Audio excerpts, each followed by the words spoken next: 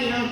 இந்தியாவில் அரசியலமைப்பு சட்டம் ஏற்பட்டு அமலுக்கு வந்து குடியரசு நாடாக அறிவிக்கப்பட்ட தினத்தை தான் நாம் குடியரசு தினமாக கொண்டாடப்படுகிறோம்.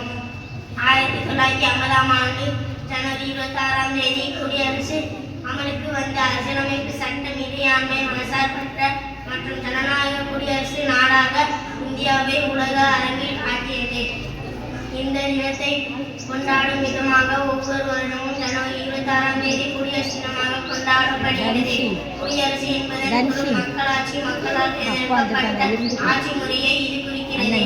இந்த அரசியலமைப்பு சட்டம் நமக்கான நீதி, சமத்துவடி, உரிமை ஆகியவற்றை வழங்குகிறது. இந்த தினத்தில் நமக்கான உரிமைகளை நமக்கு தேர்ந்தெடுத்து தந்த வீரர்களை நினைவு கூற வேண்டும்.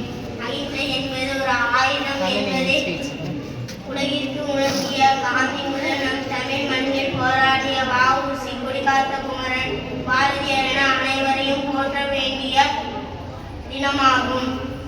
இக்குடியரசு இந்தியாவின் தேசிய விழாவாக